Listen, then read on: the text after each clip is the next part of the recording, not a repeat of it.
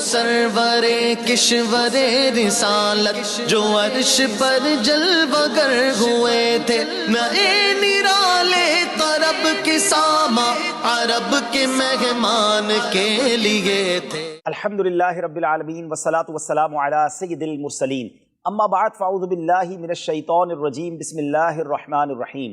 الصلاة والسلام علیکہ یا رسول اللہ وعلی آلکہ واصحابکہ یا حبیب اللہ۔ ناظرین، بڑی مبارک رات شب معراج، سبحان اللہ، یہ وہ رات ہے جس رات وہ عظیم واقعہ پیش آیا کہ جب بھی عاشقان رسول اسے سنتے ہیں ان کے دل خوشی سے جھوم اٹھتے ہیں۔ سیدی اعلیٰ حضرت کیا خوب لکھتے ہیں، وہ سرور کشور رسالت جو عرش پر جلوہ گر ہوئے تھے، نئے نرالے طرب کے ساما عرب کے مہمان کے لیے تھے۔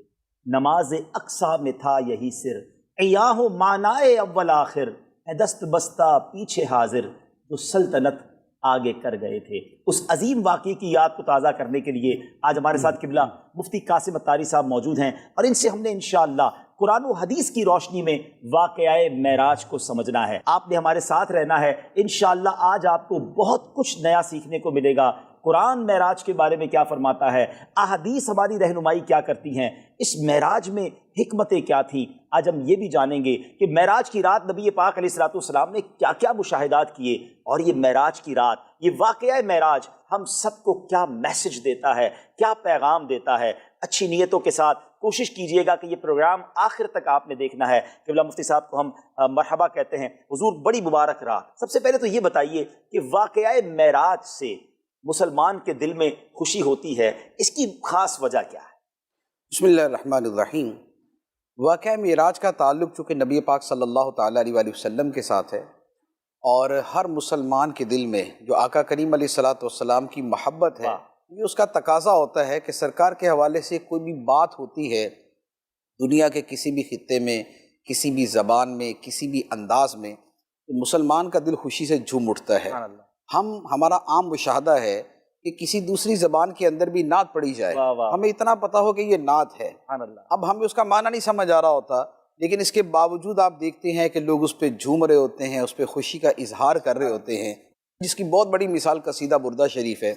قصیدہ بردہ جب پڑھا جاتا ہے تو اب مثال کے طور پہ ہمارے خطے کے لوگوں کو تو اس کی عربی سمجھ نہیں آتی، لیکن اب عوام کو دیکھتے ہیں کہ جب پڑھا جاتا ہے مولا صلی وسلم دائما ابدا علی حبیبک خیر الخلق کلہم هو الحبیب الذی ترجى شفاعته لکل حول من الاحوال مقتحم محمد سید الکونین والثقلین والفریقین من عرب ومن عجم فإن من جودک الدنیا وضرتها ومن علومک علم اللوح والقلم۔ اب یہ جتنے اشعار پڑھے ہیں اس میں موسٹلی جو ہے وہ عوام کو اس کا معنی پتہ نہیں چلے گا، سوائے کہ حبیب کا لفظ پتہ چل جائے یا شفاعت کا لفظ پتہ چل جائے، لیکن چونکہ یہ پتہ ہے کہ یہ ہے سب سرکار کے بارے میں، ان کی شان نبی پاک علیہ السلام کی شان بیان ہو رہی ہے، تو مسلمان کا جو دل ہے اس میں جو ایمان ہے، ایمان جو ہے وہ دل میں ہوتا ہے، اور دل ہی میں محبت ہوتی ہے، اور ایمان محبت کے ساتھ ہوتا ہے، اور ایمان محبت کے بغیر نہیں ہوتا، محبت ایمان کے بغیر نہیں ہوتی۔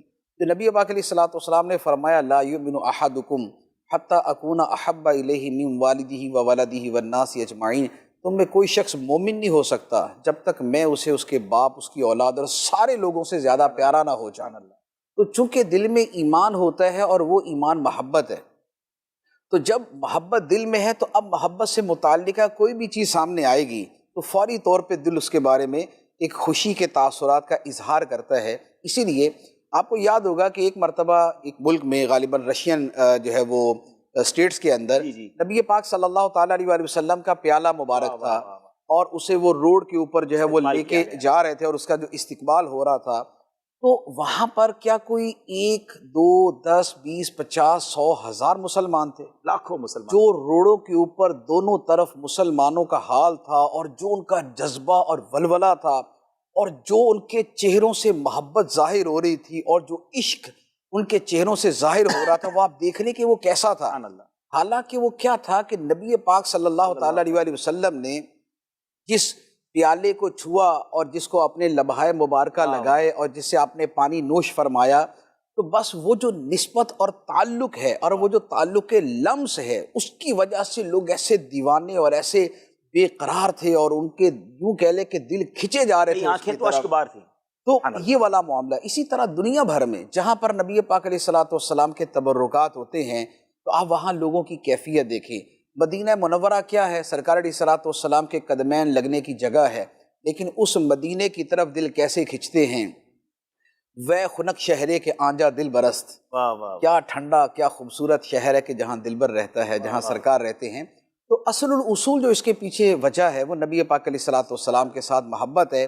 اور چونکہ معراج جو ہے یہ نبی پاک علیہ الصلوۃ والسلام کے فضائل میں بھی جو اعلیٰ درجے کے فضائل ہیں یہ ان میں داخل ہے، جس میں دیدار خداوندی ہے، جس میں عرش پہ جانا ہے، جس میں آسمانوں کی سیر کرنا ہے، جس میں نبیوں سے ملاقات کرنی ہے، جس میں جنت میں جانا ہے، اللہ تعالیٰ سے باتیں کرنی ہے، نماز کا تحفہ لے کے آنا ہے، انبیاء علیہ السلام سے گفتگو کرنی ہے. تو یہ ابتدا سے لے کر انتہا تک جن محیر العقول چیزوں پر مشتمل ہے اور جو اس کے اندر بیان کیا گیا، اور پھر خود قرآن نے جس خوبصورت انداز میں اس کو بیان کیا، تو یہ چونکہ سرکار کی شان میں ایک اعلیٰ درجے کی شان ہے تو لہذا اس کے ساتھ پھر اتنا ہی زیادہ مسلمانوں کا تعلق اور محبت ہو جائے. یعنی اس کا مطلب یہ ہوا آپ کی گفتگو کا حاصل یہ ہے کہ جس کے دل میں عشق رسول ہے وہ جب بھی معراج مصطفیٰ کی بات کرتا ہے اس کا دل خوشی سے جھومتا ہے. اور نبی پاک کو یہ اتنا بڑا انعام عطا کیا گیا، سبحان اللہ. مفتی صاحب آپ سے ہم بات یوں کریں گے کہ سٹارٹ اس طرح لیتے ہیں معراج کے واقعے کی کہ قرآن کی روشنی میں ہمیں بتائیں کہ معراج کے بارے میں اللہ کا کلام کیا فرماتا ہے. دیکھیں معراج کے حوالے سے ایک تو بنیادی بات ہے اور وہ یہ ہے کہ معراج جو ہے یہ معجزات قسم ہے. یہ ایک معجزہ ہے. معجزہ وہ ہوتا ہے جو اللہ تعالیٰ انبیاء علیہ الصلوۃ والسلام کو کچھ ایسے خصوصی فضائل عطا فرماتا ہے کہ جو عام عقل انسانی میں آتے نہیں اور عموماً ویسا ہوتا نہیں. جیسے عموماً ایسا نہیں ہوتا کہ چند لمحوں کے اندر کوئی شخص ایک ملک سے دوسرے ملک چلا جائے، وہاں سے آسمانوں پہ چلا جائے، ایسا عادتاً ایسا نہیں ہوتا. تو چونکہ اس میں وہ معجزے کا مفہوم ہے تو بیسیکلی تو اس کا تعلق ہے معجزے کے ساتھ. معجزات اللہ تعالیٰ انبیاء علیہ الصلوۃ والسلام کو عطا فرماتا ہے اور ان معجزات کے ذریعے ان کے فرق مراتب کا پتہ چلتا ہے کہ کس نبی کا اللہ کی بارگاہ میں کیا مقام ہے. قرآن پاک میں بہت سارے انبیاء علیہ الصلوۃ والسلام کے اس حوالے سے واقعات موجود ہیں. تو اب اسی ضمن میں یہ معراج کے معجزے کا بیان ہے کہ نبی پاک علیہ الصلوۃ والسلام کے اس واقعے کا تذکرہ ہے. اچھا، اب اس کے پیچھے ایک تو جو کانسیپٹ ہے وہ معجزے کا چلتا ہے. ایک یہ ہے کہ خود نبی پاک علیہ السلام کو جو یہ معراج کروائی گئی اور قرآن میں اس کو بیان کیا گیا، خود اس کے پیچھے کیا حکمت ہے. اس کی وجہ یہ تھی کہ یہ جو معراج کا واقعہ ہے یہ پیش آیا ہے 11 سنے نبوت میں، یعنی اعلان نبوت کے 11ویں سال. اور یہ واقعہ پیش آیا تھا حضرت خدیجۃ الکبریٰ رضی اللہ تعالی عنہا کے وصال کے بعد، اور اس سے چند دن پہلے ہی ابو طالب کا انتقال ہوا تھا. تو اب بیسیکلی یہ تھا کہ نبی پاک علیہ الصلوۃ والسلام نے جو مکہ مکرمہ میں آپ تبلیغ فرماتے تھے، اسلام کی اور توحید کی دعوت دیتے تھے، تو کفار کی طرف سے جو ریاکشن تھا وہ ہم کتابوں میں پڑھتے ہیں، ہم نے سنا ہے کہ بہت شدید تھا. مسلسل ایذا، مسلسل تکلیف پہنچانا، اور پھر اس میں جو ہے وہ بائیکاٹ کیا گیا، سوشل بائیکاٹ کیا گیا. شیب ابی طالب کا واقعہ ہے. اچھا، اس کے بعد پھر نبی پاک علیہ الصلوۃ والسلام طائف تشریف لے گئے. وہاں جا کے آپ نے پیغام توحید دینے کی کوشش کی اور وہاں جو سلوک ہوا وہ بھی آپ کو معلوم ہے. تو یہ جو پیدر پہ سانحات تھے، شیب ابی طالب کا واقعہ بھی تھا، طائف کا واقعہ بھی تھا، یہاں پر جو حمایتی تھے ان کا بھی دنیا سے چلا جانا موجود تھا. تو اس کی وجہ سے نبی پاک علیہ الصلوۃ والسلام کے قلب اطہر کو صدمہ تھا، آپ کو تکلیف تھی. اس سال کو عام الحزن بھی کہا جاتا ہے. عام الحزن جو ہے وہ کہا جاتا ہے کہ عام الحزن جو غم کا سال تھا. تو اب یہ سارے کے سارے واقعات پیچھے موجود تھے. اب نبی پاک علیہ الصلوۃ والسلام کی ذات مبارکہ وہ ہے کہ جیسے آپ مخلوق کے محبوب ہیں ایسے خالق کے محبوب. واہ واہ سبحان اللہ.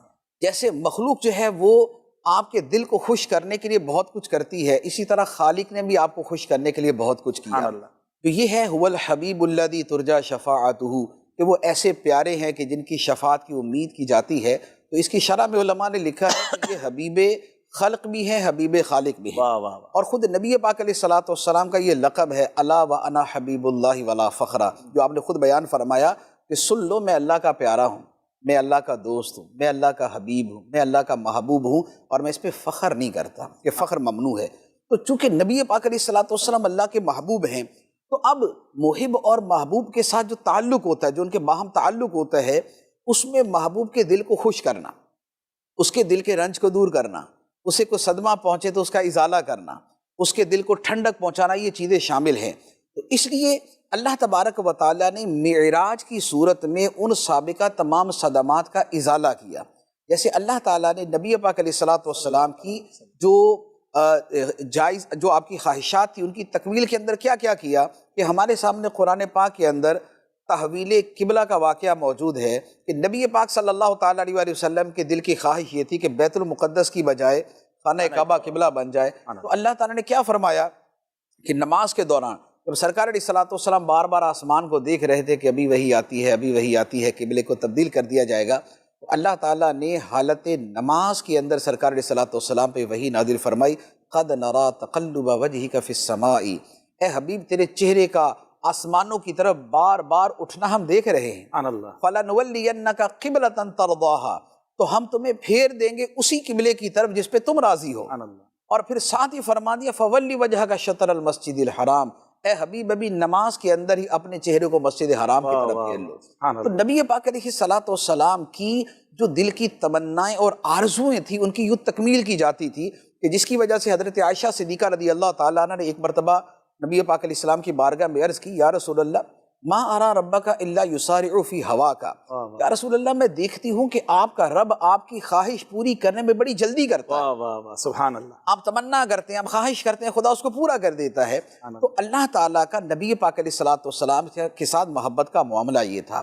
اب جہاں پر پیچھے اتنے واقعات ہو چکے ہوں، طائف کا جو اندوہناک واقعہ ہے وہ ہو چکا، یہاں پر صدمات پہنچ چکے اور پھر کفار مکہ کا مسلسل رویہ سامنے تھا، تو نبی پاک علیہ الصلوۃ والسلام رنجیدہ تھے، غمزدہ تھے. تو اللہ تبارک و تعالیٰ نے آقا کریم علیہ الصلوۃ والسلام کو یہ دکھانے کے لیے کہ اے حبیب ان لوگوں کے یہ معاملات جو کچھ سالوں پر مشتمل ہیں آپ ان کی وجہ سے رنجیدہ نہ ہوں. آپ یہ دیکھیں کہ رب نے آپ کو عطا کیا کیا ہے، مخلوق کی نظر میں اس وقت آپ کیا ہیں اس کو نہ دیکھیں، یہ دیکھیں کہ خالق کی بارگاہ میں آپ کا مرتبہ کیا ہے. تو وہ جو قرآن پاک کی آیت ہے نا، انا اعطیناک الکوثر فصل لربک وانحر ان شانئک هو الابتر، اس کے پیچھے بھی یہی معاملہ تھا کہ نبی پاک علیہ الصلوۃ والسلام کے شہزادے کا انتقال ہوا تو کفار نے اس پر طعن و تشنیع کی اور اعتراضات کیے. تو اللہ تبارک و تعالیٰ نے کیا فرمایا کہ اے حبیب ایک بیٹے کی دنیا سے جانے کو نہ دیکھو، یہ دیکھو کہ ہم نے تمہیں عطا کتنا کر دیا ہے، تمہیں کثرت سے عطا کیا، تمہیں حوض کوثر عطا کیا، تمہیں خیر کثیر عطا کی، تمہیں جنت کی نہر کوثر عطا کی، تمہیں قرآن جیسی خیر کثیر عطا فرمائی، تمہیں وحی جیسی شے عطا فرمائی، تمہارے نام کی نسبت رکھنے والے قیامت تک جو ہے وہ زندہ رہیں گے اور لوگ ان کا ادب کریں گے، ان کی تعظیم کریں گے آپ کی نسبت کے صدقے. تو اے حبیب ان کافروں کے اعتراضات نہ دیکھیں، وہ جو خدا نے وَرَفَعْنَا لَكَ ذِكْرَكَ کی شانیں عطا فرمائی ہیں، وہ جو وَالضُّحَىٰ وَاللَّيْلِ اِذَا سَجَىٰ کی شانیں عطا فرمائی ہیں، وہ جو وَمَا أَرْسَلْنَاكَ إِلَّا رَحْمَةً لِّلْعَالَمِينَ کا مرتبہ عطا فرمایا ہے، وہ جو قُلْ يَا أَيُّهَا النَّاسُ إِنِّي رَسُولُ اللَّهِ إِلَيْكُمْ جَمِيعًا کے منصب پر فائز کیا ہے، وہ جو یا ایھا النبی انا ارسلناک شاہدا ومبشرا ونذیرا وداعیا الی اللہ باذنہ وسراجا منیرا کے اوصاف عطا فرمائے ہیں. تو رب کی عطائیں دیکھیں، ان لوگوں کی ان حرکتوں پہ نظر نہ کریں. تو یہ جو پیچھے کا سارا واقعات تھے، ان واقعات کا جو صدمہ ہے وہ دل سے دھونے کے لیے اور وہ جو اس کا غبار دل پہ تھا اسے صاف کرنے کے لیے اللہ تبارک و تعالیٰ نے رات کے چند گھڑیوں کے اندر یہ جو معراج کا معجزہ کروایا ہے وہ نبی پاک علیہ الصلوۃ والسلام کی تسکین کے لیے تھا. یہ بیسیکلی اصل اس کا بیک گراؤنڈ بنتا ہے. ایک اس کی جہت معجزے کی ہے اور ایک اس کے پیچھے جو پورے واقعات کا تسلسل ہے وہ یہ والا ہے کہ نبی پاک علیہ الصلوۃ والسلام کی خوشی کی خاطر کلہم یطلبون رضائی وانا اطلب رضاک یا محمد، اے محمد ساری مخلوق تو میری رضا چاہتی ہے، میں تیری رضا چاہتا ہوں. خدا کی رضا چاہتے ہیں دو عالم، خدا چاہتا ہے رضائے محمد، زہ عزت و اعتلاء محمد کہ ہے عرش حق زیر پائے محمد. یہ وہ والا سارے کا سارا ایک سین ہے، یہ وہ والا سارا منظر ہے، سینیریو آپ نے بیان، پورا سینیریو ہے کہ جس میں یہ معراج کروائی گئی. اب اس میں قرآن میں جہاں پر ذکر ہے ماشاءاللہ آپ نے تو بہت کمال کا ایک تسلسل بتایا. شاید ناظرین بہت بار معراج کا واقعہ سنا ہوگا مگر اس انداز میں کہ ریزن کیا تھا، حکمتیں اور بھی ہم پوچھیں گے مفتی صاحب سے، لیکن نبی پاک کے دل میں گویا خوشی داخل کرنے کے لیے، غم کو تسکین میں بدلنے کے لیے یہ عظیم و شان سفر ہوا. تو ذکر قرآن میں اس واقعے کا ذکر کہاں موجود ہے؟ قرآن مجید میں اس واقعے کا ذکر جو ہے وہ 3 جگہ پہ ہے. ایک جگہ پر تو ایک ہی آیت کے اندر اس کا تذکرہ ہے اور وہ اختصار کے ساتھ ہے. وہ فرمایا وما جعلنا الرؤيا التي اريناك الا فتنة للناس، کہ اے حبیب ہم نے یہ جو آپ کو مشاہدہ کروایا ہے اس کے کروانے کا مقصد لوگوں کی آزمائش تھی. کہ اس طرح کے ایک محیر العقول واقعے کے بعد، ایک انتہائی حیرت انگیز واقعے کے بعد لوگوں کی حالت کیا ہوتی ہے، کفار اس کے اندر کیسا ریاکشن دکھاتے ہیں، اور جو آپ کا کلمہ پڑھنے والے ہیں خود وہ کتنا ثابت قدم رہتے ہیں۔ تو فتنۃ للناس یہ لوگوں کا امتحان تھا، لوگوں کی آزمائش تھی۔ یہاں پر جو یا کا لفظ ہے تو اس کے بارے میں علماء نے لکھا ہے، مفسرین نے لکھا ہے کہ یہاں پر اس سے مراد معراج کے مشاہدات ہیں۔ تو یہ اختصار کے ساتھ ہے۔ اس کے علاوہ جو اسے بہت وضاحت کے ساتھ بیان کیا اس معنی میں کہ اس کے الفاظ جو ہے وہ معراج کے ہونے پر بہت واضح طور پہ دلالت کرتے ہیں، تو وہ سورہ بنی اسرائیل کی پہلی آیت۔ سورہ بنی اسرائیل کو سورۃ الاسراء بھی کہتے ہیں، اور اسراء کہنے کی وجہ یہ ہے کہ وہ آیت کے اندر اسراء کا لفظ ہے، رات کے حصے میں سیر کروانے کا معنی ہے، تو اس لیے اس کا نام سورہ اسراء بھی ہے۔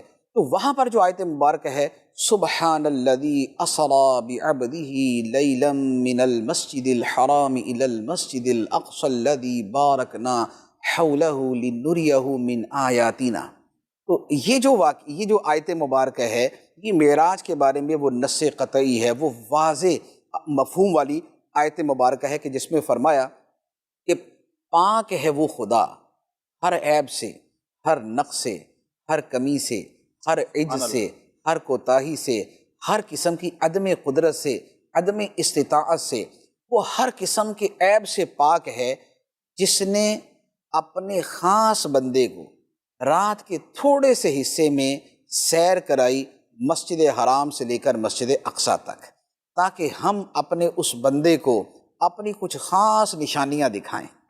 مسجد اقصیٰ تک سیر کرائی، وہ مسجد اقصیٰ کی جس کے ارد گرد ہم نے برکتیں رکھی ہیں۔ تو یہ وہ آیت مبارکہ ہے کہ جو مسجد حرام سے مسجد اقصیٰ تک کو بیان کرتی ہے، اور مسجد اقصیٰ سے جو آگے کی بات ہے اسے اشارتاً بیان کرتی ہے لنریہ من آیاتنا، کیونکہ سیر کا یہ جو حصہ ہے یہ تو ایک نارمل ہے کہ یہاں سے وہاں گئے اور درمیان میں چند ایک چیزیں ہوئیں، لیکن وہ جو لفظ لنریہ من آیاتنا ہے وہ اس کو مزید وسیع کر دیتا ہے کہ اللہ تعالیٰ کی آیات کا مشاہدہ، اگرچہ درمیان میں چند مشاہدات وہ موجود ہیں، لیکن جو مشاہدات اس کے بعد کے ہیں وہ ہیں کہ جن کے اوپر کہا جائے لنریہ من آیاتنا، تاکہ ہم انہیں اپنی نشانیاں دکھائیں۔ تو ایک تو معراج کے حوالے سے یہ آیت مبارکہ ہے، دوسرا سورہ نجم کے اندر اس کے بارے میں تواتر اور تسلسل کے ساتھ آیات مبارکہ ہیں، اور وہ کثیر آیات ہیں۔ والنجم اذا ہوا ما ضل صاحبكم وما غوا وما ينطق عن الهوى ان هو الا وحی یوحى علمه شدید القوى ذو مرة فاستوى وهو بالافق الاعلى ثم دنا فتدلى فكان قاب قوسين او ادنى فاوحى الى عبده ما اوحى ما كذب الفؤاد ما راى افتمارونه على ما يرى ولقد رآه نزلة اخرى عند سدرة المنتهى عندها جنة المأوى اذ یغشی السدرۃ ما یغشی ما زاغ البصر وما طغى لقد رأى من آیات ربہ الکبریٰ۔ تو یہ وہ آیات کا تسلسل ہے کہ جس میں شروع سے لے کر آخر تک مسلسل معراج درجہ بدرجہ بڑھتا جاتا ہے، اس کے مقامات درجہ بدرجہ بڑھتے جاتے ہیں، اس کے مشاہدات کا بیان ہے، اس میں سیر کہاں تک ہوئی، اس کے اندر کیا دیکھا گیا، رب نے کیسی وحی کی، اس وحی کے وقت کا منظر کیا تھا۔ تو یہ سارے کا سارا جو ہے یہ یہاں پر بیان کیا گیا۔ تو یہ سورہ نجم کی آیات ہیں کہ جن کے اندر معراج کے واقعے کو پھر مزید تفصیل کے ساتھ کیا گیا۔ سبحان اللہ، سبحان اللہ۔ آیات قرآن کس پیارے انداز میں مفتی صاحب نے بیان کی، گویا ایک خوبصورت گلدستہ ہے جس کی مہک عاشقان رسول جو ہے وہ محسوس کر سکتے ہیں۔ معراج کے سفر کو سبحان اللہ رب نے کس پیارے انداز میں قرآن میں بیان کیا۔ اس کو اور مزید آپ مفتی صاحب سے سمجھیں گے۔ معجزے کا آپ نے ذکر تو کیا، لیکن کیا معجزہ انبیاء کے ساتھ خاص ہے یا عام لوگوں کے ساتھ بھی معجزات ہو سکتے ہیں؟ دیکھیں، معجزے کا جو لفظ ہے نا وہ تو انبیاء علیہ الصلوۃ کے ساتھ ہی خاص ہے۔ ٹھیک ہے، ہاں یہ ہے کہ اگر کسی اور سے بھی کوئی ایسی شے ظاہر ہو کہ جو عام طور پہ عقل انسانی میں نہیں آتی اور عموماً ویسا نہیں ہوتا، تو وہ افراد کے اعتبار سے اس کے لیے لفظ جدا ہو جاتا ہے۔ ٹھیک ہے، جیسے مثال کے طور پہ اگر کوئی شخص اگر ایسے ہاتھ کرے اور اس کے ہاتھ میں فوراً کوئی پھل آ جائے، کوئی بے موسم کا پھل آ جائے، یا غیب سے اس کے ہاتھ میں کوئی چیز آ جائے، اب اگر یہ کرنے والا اگر تو کوئی صالحین اور اولیاء کرام میں سے ہے تو اس کو کرامت کہا جاتا ہے۔ ٹھیک ہے، اگر نیک آدمی ہے تو اس کو معونت، یعنی یہ خدا کی طرف سے اس کی مدد ہوگی، اسے مدد کہا جاتا ہے۔ اگر بالفرض کوئی فاسق فاجر یا کافر کوئی ایسا تماشا دکھا دے تو اسے استدراج کہا جاتا ہے، ٹھیک ہے۔ اچھا، پھر نبی کے حوالے سے بھی دو جہتیں ہوتی ہیں، ایک ہوتی ہے کہ اس کے اعلان نبوت سے پہلے ایسا واقعہ ہو، دوسرا ہوتا ہے اعلان نبوت کے بعد ایسا واقعہ ہو۔ اگر اعلان نبوت سے پہلے ہو تو اسے ارہاس کہا جاتا ہے، ارہاس۔ جیسے نبی پاک علیہ الصلوۃ والسلام کے ہم بچپن کے واقعات سنتے ہیں کہ بادل آپ پہ سایہ کرتے تھے، یا بچپن کے اندر بھی آپ کے قلب اطہر کو چیرا گیا، شرح صدر ہوا، اور اس میں جو ہے وہ علوم اور حکمت رکھی گئی۔ تو یہ جو واقعات جو اعلان نبوت سے پہلے کے ہیں انہیں ارہاس کہتے ہیں، اور جو اعلان نبوت کے بعد کے ہوتے ہیں انہیں معجزہ کہا جاتا ہے۔ تو معجزہ جو ہے یہ لفظ انبیاء علیہم الصلوۃ والسلام کے ساتھ ہی خاص ہے، اور ہر نبی کو ہی معجزہ دیا جاتا ہے، کسی کو کوئی، کسی کو کوئی، کسی کو کوئی۔ مختلف انبیاء علیہم الصلوۃ والسلام کے معجزات مختلف ہیں۔ جیسے قرآن پاک کے اندر بھی دیکھیں تو حضرت عیسیٰ علیہ الصلوۃ والسلام کے معجزات کی اپنی فہرست ہے۔ وہ قرآن مجید میں نے فرمایا انی اخلق لکم من الطین کہیئۃ الطیر فانفخ فیہ فیکون طیرا باذن اللہ وابرئ الاکمہ والابرص واحیی الموتى باذن اللہ وانبئکم بما تاکلون وما تدخرون فی بیوتکم۔ تو اب وہاں پر انہوں نے اپنے معجزات کا بیان کر دیا کہ میں مٹی سے ایک صورت بناتا ہوں، اس میں پھونک مارتا ہوں وہ پرندہ بن جاتی ہے، میں اندھوں کو بینا کر دیتا ہوں، میں کوڑیوں کو شفا یاب کر دیتا ہوں، میں مردوں کو زندہ کر دیتا ہوں، میں تمہارے گھروں میں جو تم کھا کے آتے ہو اور جو رکھ کے آتے ہو میں دونوں تمہیں بتا سکتا ہوں کیا کھا کے آئے ہو اور کیا چھپا کے آئے ہو۔ تو اب یہ معجزات یہ حضرت عیسیٰ علیہ الصلوۃ والسلام کے بیان کیے گئے۔ حضرت موسیٰ علیہ الصلوۃ والسلام کے معجزات وہ اپنے ہیں، اس میں ید بیضا ہے کہ آپ کا دست مبارک روشن ہو جاتا تھا کہ جیسے سورج روشن ہوتا ہے، یا آپ کا عصا مبارک تھا کہ آپ اس کے ساتھ بہت سارے کام بھی کرتے تھے، اور اس کے علاوہ آپ نے فرعون کے سامنے جب اس کو رکھا تھا اژدہا بن گیا تھا، جادوگروں کے سامنے رکھا تھا اژدہا بن کے ان کے سارے سانپ کھا گیا تھا۔ تو آپ علیہ الصلوۃ والسلام کو یہ معجزات عطا کیے گئے۔ داؤد علیہ الصلوۃ والسلام کا معجزہ تھا کہ ان کے لیے پرندے مسخر تھے، پہاڑ مسخر تھے، کہ جب وہ زبور شریف کی تلاوت کرتے تھے تو پرندے رک جاتے تھے، نہروں کی روانی رک جاتی تھی، اور پرندوں کی وہ بولیاں سمجھتے تھے، پرندے ان سے باتیں کرتے تھے۔ اللہ تعالیٰ نے لوہا ان کے ہاتھوں میں نرم کر دیا تھا، تو وہ لوہے کو ایسے موڑ دیا کرتے تھے جس طرح موم کو موڑا جاتا ہے۔ سلیمان علیہ الصلوۃ والسلام کے تخت کا واقعہ قرآن پاک میں موجود ہے کہ وہ اپنے تخت پہ بیٹھ کے جو ہے وہ ایک جگہ سے دوسری جگہ ایک مہینے کی مسافت ایک دن میں طے کر لیا کرتے تھے۔ ان کے دربار کے اندر جنات بیٹھتے تھے، پرندے حاضر ہوتے تھے، ہدہد ان کے لیے مخبری اس نے کی۔ اس کے علاوہ اور معجزات ان کا بیان ہے، پھر جنات ان کے لیے مسخر، پھر انہوں نے جو اور عظیم الشان چیزیں بیان کی ہے ان کا بیان ہے۔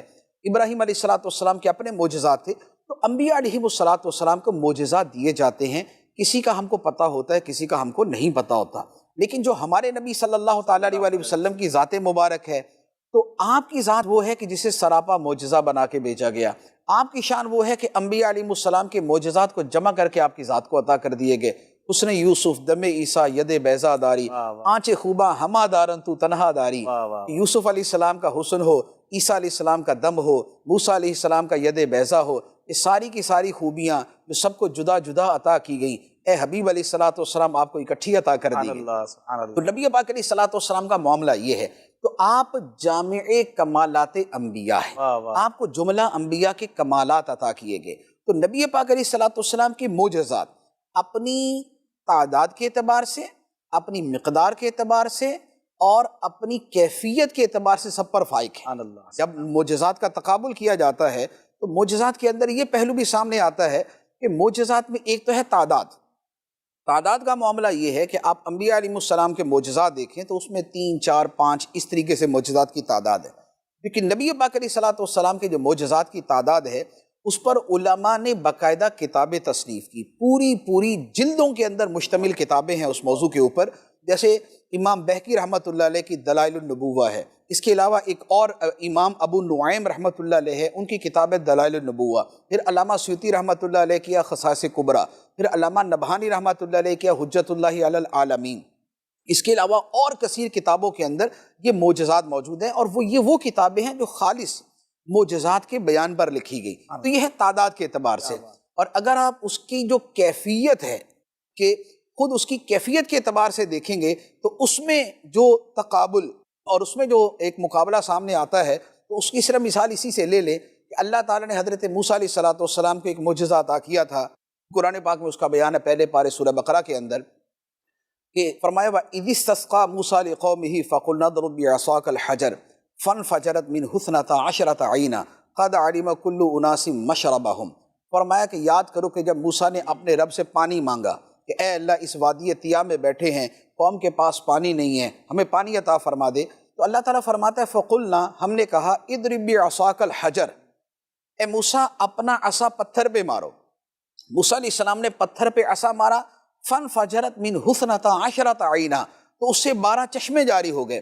قوم کے 12 قبیلے تھے، وہاں 12 چشمے جاری ہو گئے۔ فرمایا قد علم کل اناس مشربہم، کہ ہر قبیلے نے، ہر گروہ نے اپنے مشرب کو، اپنے اس چشمے کو پہچان لیا۔ اب یہ معجزہ تھا کہ پتھر سے پانی نکل آیا، جو عام طور پہ اس انداز میں تو نہیں ہوتا کہ ایک اس کے اوپر عصا مارا جائے، ایک لاٹھی ماری جائے اور وہاں سے پانی، اور وہ بھی 12 کی تعداد کے اندر نکلے، ایسا نہیں ہوتا۔ لیکن ایٹ لیسٹ یہ بات تو ہے کہ بہرحال جو چشمے جاری ہوتے ہیں وہ پہاڑوں ہی سے جاری ہوتے ہیں، وہ پتھروں ہی سے جاری ہوتے ہیں۔ لیکن اس کے مقابلے میں جو نبی پاک صلی اللہ تعالیٰ علیہ وآلہ وسلم کو معجزہ دیا گیا وہ یہ تھا کہ صلح حدیبیہ کے موقع پر جب پانی ختم ہو گیا اور صحابہ کرام بارگاہ نبوی میں آئے اور عرض کی یا رسول اللہ صلی اللہ علیہ وسلم، ہمارے پاس نہ وضو کے لیے پانی ہے، نہ غسل کے لیے پانی ہے، نہ پینے کے لیے ہے، جانوروں کو پلانے کے لیے ہے، تو ہمارے لیے پانی کا کچھ کرے۔ تو سرکار علیہ الصلوۃ والسلام نے فرمایا کہ پورے لشکر کے اندر جتنا بھی پانی ہے وہ سارے کا سارا جمع کر لو۔ سب نے پانی جمع کیا تو ایک پیالے کے برابر پانی بنا۔ اس پیالے کو نبی پاک علیہ الصلوۃ والسلام نے سامنے رکھا اور یہ اپنا دست مبارک اس کے اندر رکھ دیا۔ اب جو اس میں دست مبارک رکھا تو نبی پاک علیہ الصلوۃ والسلام کی مبارک انگلیوں کے درمیان سے پانی کے چشمے جاری ہو گئے۔ یہ 5 پانی کے چشمے جاری ہوئے اور وہ پانی اتنا تھا کہ نبی پاک علیہ السلام نے فرمایا جتنا چاہیے لے لو۔ لوگوں نے اس سے غسل بھی کیا، اس سے وضو بھی کیا، اپنے جانوروں کو بھی پلایا، اپنے برتنوں میں بھی بھر لیا، اپنے مشکیزوں کو بھی بھر لیا، اور وہ پانی مسلسل جاری تھا۔ حضرت انس رضی اللہ تعالیٰ عنہ جو راوی ہیں ان سے سوال ہوا کہ اے انس یہ بتائیں کہ آپ لوگ کتنے تھے جن کو پانی سے سیراب کیا گیا؟ تو انہوں نے جواب دیا کہ ہم تھے تو 1400، لیکن اگر ہم 1,00,000 بھی ہوتے تو وہ پانی ہم سب کو کفایت کر جاتا۔ تو اب یہ جو معجزہ ہے کہ انگلیوں سے پانی کے چشمے جاری ہو جائیں، اگر اس کی کیفیت اور اس کی نوعیت کو دیکھیں تو یہ ان پتھروں سے نکلنے والے پانی سے بڑھ کر ہے۔ اعلیٰ حضرت علی رحمہ اس پہ فرماتے ہیں نا کہ انگلیاں ہیں فیض پر، ٹوٹے ہیں پیاسے جھوم کر، ندیاں پنجاب رحمت کی ہیں جاری واہ واہ۔ تو نبی پاک صلی اللہ تعالیٰ علیہ وآلہ وسلم کے جو معجزات ہیں وہ اپنی مقدار اور اپنی کیفیت دونوں کے اعتبار سے دوسروں سے برتر ہیں۔ تو انہی میں سے یہ معراج کا معجزہ ہے جس کی تفصیلات جو ہے دوسرے انبیاء علیہ الصلوۃ والسلام کی جو معراج کی تفصیلات ہے ان کی بنسبت بہت عظیم اور بہت وسیع ہے۔ وہ خدا نے ہے مرتبہ تجھ کو دیا، نہ کسی کو ملے نہ کسی کو ملا، کہ کلام مجید نے کھائی شہا، تیرے شہر و کلام و بقا کی قسم، تیرا مسند ناز ہے عرش بری، تیرا محرب راز ہے روح امی، تو ہی سرور ہر دو جہاں ہے شہا، تیرا مثل نہیں ہے خدا کی قسم۔ سب دوران گفتگو آپ نے ایک جملہ فرمایا کہ اور انبیاء کی معراج سے برتر اور اعلیٰ ہے، تو کیا اور انبیاء کو بھی معراج نصیب ہوئی؟ معراج تو ہر نبی علیہ الصلوۃ والسلام کو عطا کی گئی، یعنی ان کو خصوصی مشاہدات کروائے گئے، اور ان میں چند ایک کا تذکرہ قرآن مجید میں بھی ہے۔ جیسے حضرت ابراہیم علیہ الصلوۃ والسلام کے بارے میں قرآن پاک میں ہے، فرمایا وَكَذَلِكَ نُرِي إِبْرَاهِيمَ مَلَكُوتَ السَّمَاوَاتِ وَالْأَرْضِ وَلِيَكُونَ مِنَ الْمُوقِنِينَ، فرمایا کہ اور اسی طرح ہم نے ابراہیم کو آسمان و زمین کی بادشاہت کا مشاہدہ کروایا، اور تاکہ وہ یقین والوں میں سے ہو جائیں۔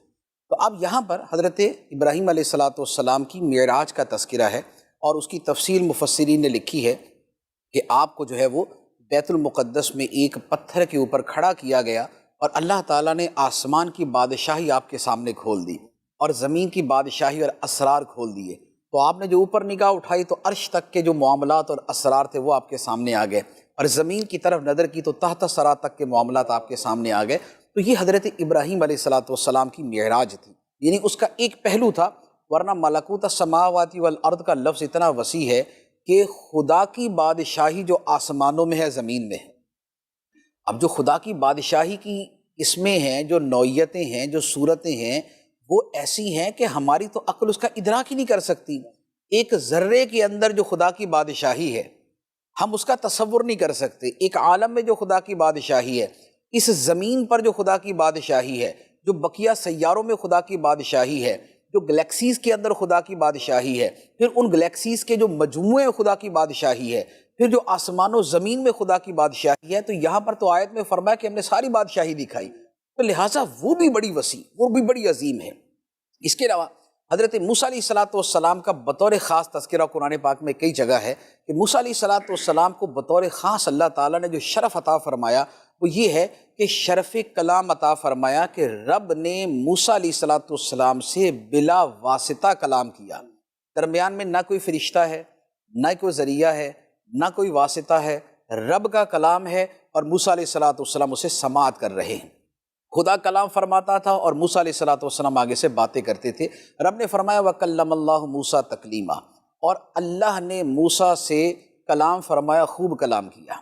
تو اب یہ موسیٰ علیہ السلام کا کلام جو ہے یہ ان کی معراج ہے، کیونکہ معراج کے اندر بلندی ہے، معراج میں رفعت ہے، معراج میں علو ہے، معراج میں مقامات کی بلندی ہے، معراج کے اندر وہ چیزیں ہیں کہ جو پہلے نہیں ہوتی تھیں اور اب وہ سامنے آتی ہیں۔ تو حضرت موسیٰ علیہ السلام نے رب سے کلام کیا اور یہ کلام بارہا کیا گیا۔ اور پھر اس کلام کا ایک بڑا خوبصورت واقعہ قرآن پاک میں موجود ہے کہ جب اللہ تعالیٰ نے موسیٰ علیہ السلام پہ یہ کرم کیا، یہ فضل کیا کہ کلام کیا، تو لازمی بات ہے کہ یہ بات تو ایک ذہن میں آتی ہے نا کہ خدا کی بارگاہ میں میرا کتنا مقام ہے کہ اللہ نے مجھے منتخب کیا، مجھے کتاب عطا فرمائی، مجھے رسالت کے منصب پر فائز کیا، مجھے بنی اسرائیل کی طرف رسول بنایا، اور اس کے ساتھ اللہ تعالیٰ نے بلا واسطہ اپنی ساری مخلوق میں سے مجھ سے کلام کیا۔ تو اب یہ جو اعزازات تھے، یہ جو اکرام تھا، یہ جو شرف تھا، تو اس کے پیش نظر موسیٰ علیہ السلام نے رب کی بارگاہ میں عرض کی کہ مولا اتنا کرم کیا تو اپنا دیدار بھی کرا دے، کلام تو عطا کر دیا ہے، اپنا دیدار کا بھی شرف عطا فرما دے۔ تو اللہ تعالیٰ فرماتا ہے کہ موسیٰ علیہ السلام نے کہا ربی ارنی انظر الیک، اے مولا مجھے اپنا آپ دکھا، میں تجھے دیکھنا چاہتا ہوں، میں تجھے دیکھوں۔ تو اللہ تعالیٰ نے فرمایا لن ترانی، اے موسیٰ تم مجھے نہیں دیکھ سکو گے۔ پھر اس کے بعد اللہ تعالیٰ نے فرمایا یہاں یہ ہے وَلَكِنِ انظُرْ إِلَى الْجَبَلِ، اس پہاڑ کی طرف دیکھو، میں اپنی تجلی اس پہاڑ پہ ڈالوں گا، اگر یہ پہاڑ میری تجلی کو برداشت کر گیا، اگر یہ پہاڑ میری تجلی کو برداشت کر گیا تو تم میرا دیدار کر لو گے۔ تو اب اس کے بعد قرآن فرماتا ہے فَلَمَّا تَجَلَّى رَبُّهُ لِلْجَبَلِ جَعَلَهُ دَكًّا وَخَرَّ مُوسَىٰ صَعِقًا، جب موسیٰ کے رب نے پہاڑ پہ تجلی ڈالی تو رب فرماتا ہے کہ پہاڑ ریزہ ریزہ ہو گیا اور موسیٰ بے ہوش ہو کے زمین پہ گر گئے۔ تو ایک تجلی جو تھی وہ پہاڑ برداشت نہیں کر سکا اور موسیٰ علیہ السلام بھی اس جلوے کی تاب نہ لا سکے، لیکن ایٹ لیسٹ اس میں جو موسیٰ علیہ السلام کا مقام ہے، جو خدا سے بات ہے، جو خدا کی بارگاہ میں عرض معروض کرنے کا حوصلہ ہے، جو رب کی طرف سے ان پہ فضل و کرم ہے، اور رب نے یہ نہیں فرمایا کہ اس درخواست کو لپیٹا جاتا ہے اور نہیں اس کے بارے میں کچھ نہیں ہوگا، اس بات کو آگے بڑھایا، اس بات کو آگے تک کیا۔ پھر اللہ تعالیٰ نے موسیٰ علیہ السلام سے جو کلام کیا ہے اس کلام کا تذکرہ بھی قرآن پاک میں موجود ہے، یعنی کلام کا کچھ حصہ موجود ہے کہ جب پہلی مرتبہ حضرت موسیٰ علیہ السلام اپنی زوجہ کے ساتھ جا رہے تھے، راستے کے اندر آگ کی ضرورت پڑی، دور میں روشنی نظر آئی، وہاں روشنی کے پاس گئے تو جا کے دیکھا تو وہ تو ایک نور ہے، وہ ایک درخت تھا جہاں پر روشنی تھی اور وہ آگ نہیں تھی۔ اس میں سے آواز آئی انی انا اللہ رب العالمین، میں اللہ ہوں رب سارے جہانوں کا۔ تو موسیٰ علیہ السلام سے جب بات ہوئی تو اللہ تعالیٰ نے کیا بات فرمائی؟ فرمایا ما تلک بیمینک یا موسیٰ، اے موسیٰ تیرے ہاتھ میں کیا ہے؟ موسیٰ علیہ السلام نے آگے سے عرض کی ہی عصایا، یہ میری لاٹھی ہے، اتوکا علیہا واحش بہا علی غنمی ولی فیہا معارب اخری، یا اللہ یہ میری لاٹھی ہے، اس کے اوپر سہارا بھی لے لیتا ہوں، اس سے بکریوں کے لیے پتے بھی جھاڑ لیتا ہوں، اور بھی بہت سارے کام اس سے میں لے لیتا ہوں۔ تو یہ جو رب سے کلام ہوا، اللہ تعالیٰ نے اس کلام کو بھی قرآن مجید کے اندر بیان کر دیا۔ تو یہ موسیٰ علیہ السلام کا مقام، اور یہ حقیقت میں ان کی معراج ہے، کیونکہ معراج کیا ہے؟ معراج کسی شرف کو پانا ہے، اس سے بڑھ کے اور کیا شرف ہوگا کہ موسیٰ علیہ السلام رب سے باتیں کر رہے ہیں، اور باتوں کی نوعیت کیسی ہے کہ ظاہری اعتبار سے وہ عام سی باتیں ہیں، لیکن رب اپنے اس بندے سے اتنا پیار کرتا ہے اور اس کو اتنا عزت دیتا ہے اور اس کو اتنا شرف عطا فرماتا ہے کہ اس سے وہ باتیں کر رہے ہیں۔ موسیٰ تیرے ہاتھ میں کیا ہے؟ موسیٰ تیرے ہاتھ میں کیا ہے؟ اور موسیٰ علیہ السلام عرض کرتے ہیں کہ یا اللہ میری لاٹھی ہے، یہ کام کرتا ہوں اس کے ساتھ۔ تو یہ کلام، پھر اس کے بعد وہ جو طور پہ کلام ہوا اور وہاں پر جو ساری گفتگو میں نے ابھی عرض کی ہے، تو یہ جو ہے یہ حضرت موسیٰ علیہ السلام کی معراج تھی۔ تو یہ وہ معراج کے چند ایک واقعات ہیں جو اور انبیاء علیہ السلام کے بارے میں قرآن مجید۔ اب یہاں کلیم اللہ ہیں حضرت موسیٰ علیہ السلام، بڑا شرف ملا اللہ سے بات کرنے کا، کلام کرنے کا، تو پھر حبیب اللہ کی شان کیا ہے؟ سبحان اللہ، کہ یہاں کلام کیا جا رہا ہے اور پھر جیسے آپ نے کہا کہ تمنا کی کہ دیدار کروایا جائے اور وہ دیدار نہ کر سکے، اور نبی پاک کو تو گویا خود بلوایا جا رہا ہے۔ سبحان اللہ، اس اعلیٰ حضرت کا شعر ہے نا حضور کے، تبارک اللہ شان تیری، تجھی کو زیبا ہے بے نیازی، کہیں تو وہ جوش لن ترانی، کہیں تقاضے وصال کے تھے۔ تو اب کچھ ہمیں سمرائز کر کے کچھ واقعہ معراج بھی یقیناً یہ ایک پروگرام میں تو ناظرین بہت ساری باتیں نہیں ہو سکتی ہیں، ایک لمیٹڈ ٹائم کا پروگرام ہے انشاءاللہ۔ امید ہے کہ اب مفتی صاحب سے وقت لے کر اگلے مہینوں میں شعبان میں بھی اور رمضان میں بھی ٹاپکس لے کر آئیں گے اور بہت خوبصورت انشاءاللہ گفتگو جاری رہے گی۔ سب کچھ سمرائز کیجئے کہ جو معراج کا واقعہ ہے، کیونکہ ہم چاہیں گے کہ معراج کے واقعے کے کچھ جو خاص باتیں ہیں وہ ہم تک ہمیں پتہ چل جائیں، اور پھر اس کے بعد اب انشاءاللہ چاہیں گے کہ میسج آف معراج، امت کو آج کی رات کیا نیت کرنی چاہیے، اور نبی پاک کو جو معراج کی رات خاص انعامات ملے اس میں ہمارے لیے میسج کیا ہے۔ تو پہلے کچھ واقعہ معراج کو مختصر سمرائز کر دیجیے۔ دیکھیے، معراج کا واقعہ جو ہے اسے بہت سے لوگوں نے بہت سے انداز میں بیان کیا ہے، اس پر عربی اردو میں کتابیں موجود ہیں، اسے اشعار کی صورت میں، نعتوں کی صورت میں بیان کیا۔ جیسے آپ نے ابھی وہ شروع کے اندر جو قصیدہ معراجیہ کے اشعار پڑھے، وہ سرور کشور رسالت جو عرش پہ جلوہ گر ہوئے تھے، نئے نرالے طرب کے ساماں عرب کے مہمان کے لیے تھے، بہار ہیں شادیاں مبارک چمن کو آبادیاں مبارک، ملک فلک اپنی اپنی لے میں یہ گھر انادل کا بولتے تھے، غبار بن کر نثار جائیں کہاں اب اس رہ گزر کو پائیں، ہمارے دل حوریوں کی آنکھیں فرشتوں کے پر جہاں بچھاتے۔ تو یہ وہ معراج کا وہ واقعہ ہے جو شب معراج ہے۔ اعلیٰ حضرت علیہ الرحمہ نے ایک شعر کے اندر اس رات کی جو منظر کشی کی ہے وہ ایسی ہے کہ اگر آپ چشم تصور سے دیکھیں نا تو آپ کو نظر آئے گا کہ یار واقعی ایسا ہی تھا کچھ۔ کیونکہ ہوتا کیا ہے کہ جب ہم کسی واقعے کو اس انداز کے اندر سوچتے ہیں، جیسے ہم یہاں بیٹھے ہوں اور حج کے دن ہوں، اگر ہم وہاں نہیں ہیں اور ہم نے حج کیا ہوا ہے تو ہم یہاں سے چشم تصور سے دیکھتے ہیں کہ یار ماشاءاللہ حاجی خانہ کعبہ سے روانہ ہو رہے ہیں، قافلوں کے قافلے جا رہے ہیں، مینا کی طرف جا رہے ہیں، مینا میں داخل ہو رہے ہیں، لبیک کی صدائیں ہیں اور خدا کی بارگاہ میں گڑ گڑا رہے ہیں۔ اب اس کے بعد جب وہ عرفات میں جمع ہوتے ہیں تو ہم یہاں بیٹھ کے تصور کرتے ہیں، یار سبحان اللہ، سارے کے سارے حاجی عرفات کے میدان میں بیٹھے ہوں گے، کیسے خیمے لگے ہوں گے، کیسے دعائیں ہو رہی ہوں گی، کیسے اوراد و وظائف پڑھ رہے ہوں گے، کیسے قرآن کی تلاوت ہو رہی ہوگی۔ تو جو معراج کی رات ہے، معراج کی رات کائنات کے واقعات میں ایک عظیم ترین واقعہ ہے۔ نبی پاک علیہ السلام کی ولادت، نبی پاک علیہ السلام کو جس دن نبوت کا اعلان کرنے کا فرمایا گیا اور پہلی وحی اتری، اور نبی پاک علیہ السلام کو جس رات معراج کرائی گئی، آپ ان راتوں کے اعتبار سے غور کریں گے تو ان کی عظمتوں کے ہم قربان۔ اب وہ جو رات ہے اس کے بارے میں اعلیٰ حضرت کا شعر ہے کہ عرش پہ تازہ چھیڑ چھاڑ، فرش پہ طرفہ دھوم دھام، کان جدھر لگائیے تیری ہی داستان ہے۔